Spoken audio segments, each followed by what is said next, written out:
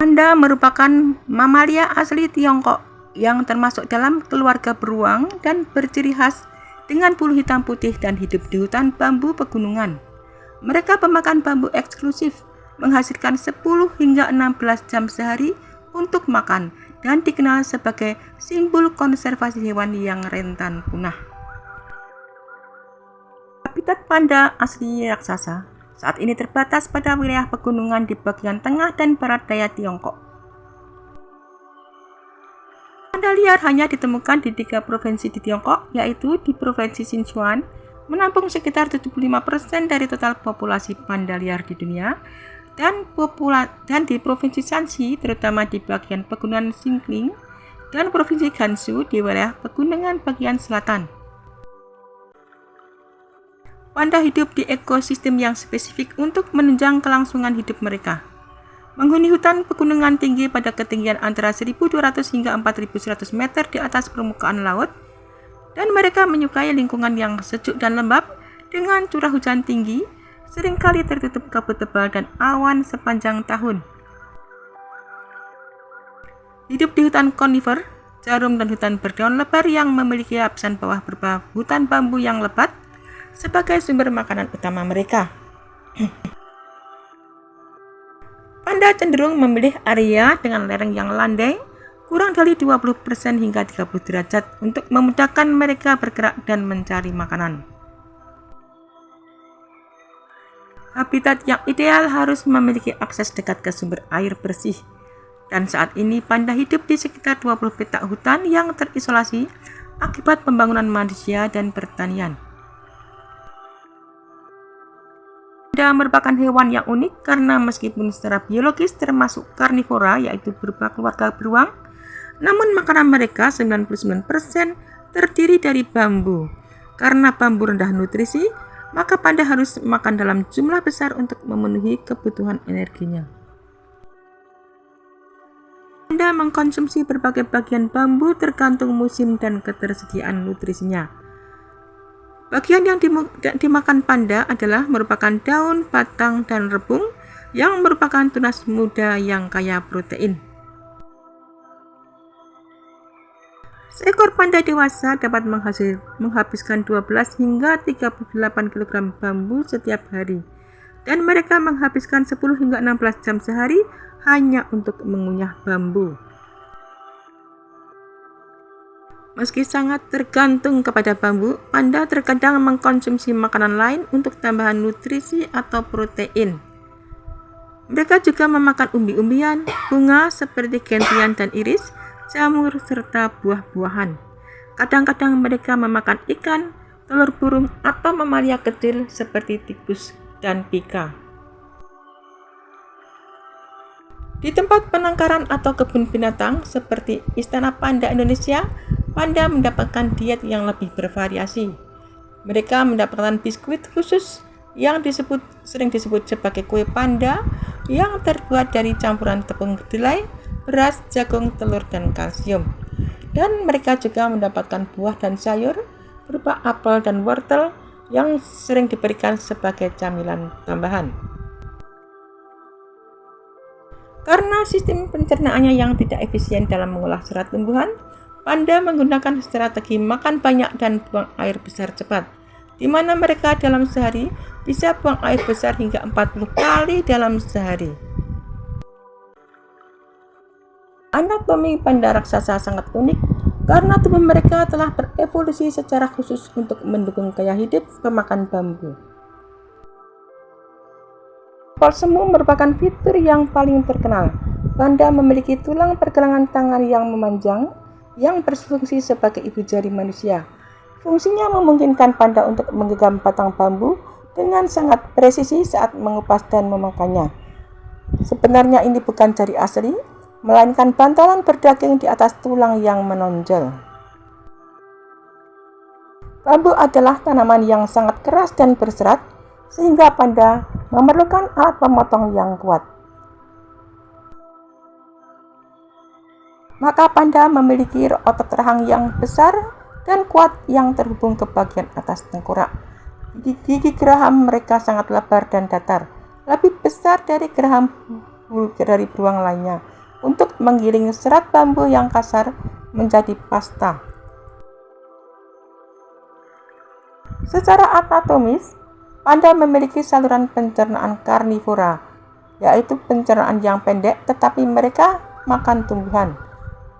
Tidak seperti sapi yang punya usus panjang untuk mencerna serat, usus panda adalah pendek.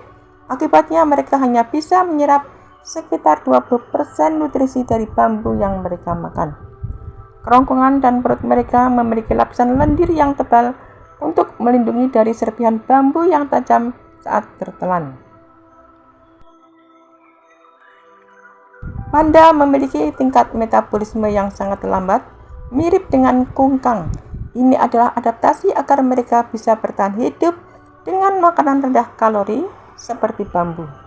Kaki depan mereka sangat berotot untuk memanjat pohon dan menopang berat badan tubuh mereka saat duduk tegak untuk makan dalam waktu lama. Pupil mata panda berbentuk vertikal seperti kucing yang membantu mereka melihat dengan baik di malam hari maupun di siang hari. Dan indera penciuman mereka sangat tajam, digunakan untuk menandai wilayah dan menemukan pasangan melalui sinyal kimia. Panda raksasa adalah pada dasarnya merupakan hewan soliter atau penyendiri yang cenderung menghindari kontak langsung dengan panda lain di luar musim kawin. Meskipun tampak pemalu, mereka memiliki sistem komunikasi sosial yang kompleks untuk menjaga jarak dan menandai wilayah. Panda dewasa menghabiskan sebagian besar hidup mereka sendirian di area jelajah yang luas. Mereka menggunakan penanda aroma dari kelenjar anal dan urin pada pohon atau batu untuk mengkomunikasikan keberadaan mereka kepada panda lain. Hal ini membantu mereka saling menghindari dan mencegah konflik fisik. Penelitian terbaru menunjukkan bahwa panda mungkin membentuk komunitas lokal kecil yang terdiri dari 7 hingga 15 individu yang berbagai area jelajah yang tumpah tindih secara tidak langsung. Meski jarang bertemu, panda memiliki beberapa cara untuk berinteraksi. Panda memiliki sekitar 12 suara berbeda untuk mengekspresikan niat mereka, seperti mengembik sebagai tanda kasih sayang dan menggonggong sebagai tanda agresi atau kicauan. Untuk menunjukkan dominasi, panda akan menatap lawan dengan kepala tertunduk. Sebaliknya, posisi menaruh kepala di antara kaki depan menunjukkan kepatuhan atau rasa takut. Pola hitam putih pada tubuh mereka diperkirakan berfungsi sebagai alat komunikasi visual agar mereka mudah dikenali oleh sesamanya dari jarak jauh di hutan yang lebat. Satu-satunya waktu di mana panda aktif bersosialisasi secara fisik adalah pada musim kawin, di antara bulan Maret hingga Mei. Panda jantan dan betina saling mencari menggunakan sinyal aroma dan suara, dan panda jantan bahkan bisa menjadi agresif saat memperebutkan betina. Hubungan induk dengan anak panda akan tinggal bersama induknya selama 18 hingga 24 bulan. Selama masa ini mereka sangat bergantung pada kontak fisik, seperti pelukan dan jiratan induknya untuk bertahan hidup. Raksasa mempunyai beberapa keanehan alami yang membuat mereka berbeda dari spesies beruang lainnya, selain semu, jempol semu dan diet bambu yang sudah kita ketahui. Panda memiliki bayi yang sangat kecil. Panda melahirkan bayi yang ukurannya sangat tidak proporsional dengan induknya. Berat bayi pada saat lahir hanya sekitar 100 gram, seukuran satu batang coklat, sedangkan ibunya bisa berbobot 100 kg. Mereka lahir buta, berwarna merah muda, hampir tanpa bulu, dan sangat tidak berdaya. Ini adalah rasio bayi terhadap induk terkecil di antara mamalia berplasenta. Warna hitam putih panda ternyata mempunyai fungsi ganda. Warna putih membantu mereka bersembunyi di habitat salju, dan warna hitam membantu mereka bersembunyi di bayang-bayang hutan gelap. Penelitian menunjukkan bahwa pola mata hitam di sekitar panda membantu panda mengenali satu sama lain selain individu. Meski terlihat gemuk dan lamban saat di darat, panda adalah pemanjat pohon. Mereka mulai belajar memanjat sejak usia 7 bulan untuk menghindari predator seperti macan tutul salju. Panda tidak seperti banyak jenis beruang lainnya, panda adalah perenang yang cukup mahir. Panda adalah salah satu dari sedikit hewan yang terbiasa makan sambil duduk tegak di lantai hutan, mirip dengan cara manusia duduk. Posisi ini membebaskan tangan depan mereka untuk memegang batang bambu dengan bantuan jempol semu mereka. Berbeda dengan beruang di wilayah iklim dingin lainnya, panda tidak berhibernasi. Alasannya karena makanan utama mereka bambu tidak memungkinkan mereka menimbun lemak tubuh yang cukup untuk tidur sepanjang musim dingin. Dan sebagai gantinya, mereka akan pindah ke ketinggian yang lebih rendah, yang lebih hangat saat salju turun. Siklus hidup bayi panda adalah salah satu proses pertumbuhan yang paling dramatis dan menakjubkan di dunia hewan, karena mereka lahir dalam kondisi yang sangat tidak berdaya. Lahir sangat kecil, berwarna merah muda, buta, dan hampir tanpa bulu. Bayi panda sepenuhnya bergantung pada induknya untuk kehangatan, susu, dan perlindungan. Induk panda seringkali memegang bayinya terus-menerus selama beberapa minggu pertama. Corak hitam pada telinga, sekitar mata, dan bahu mulai muncul setelah usia bayi sekitar 3 minggu. Mata bayi mulai terbuka pada usia 45 hari, dan mereka mulai bisa mendengar dengan jelas di usia 2 bulan. Pada usia 79 hingga 90 hari, bayi panda mulai merangkak. Di usia 4 bulan mereka mulai bisa berjalan beberapa langkah dan mulai mencoba memanjat. Di usia 6 bulan mereka mulai mencoba mengunyah bambu, meski susu induk masih menjadi sumber nutrisi utama. Kemandirian panda, mereka menjadi sangat aktif, suka bermain, dan mulai mahir memanjat pohon untuk menghindari bahaya. Panda biasanya berhenti menyusu pada usia 18 hingga 24 bulan.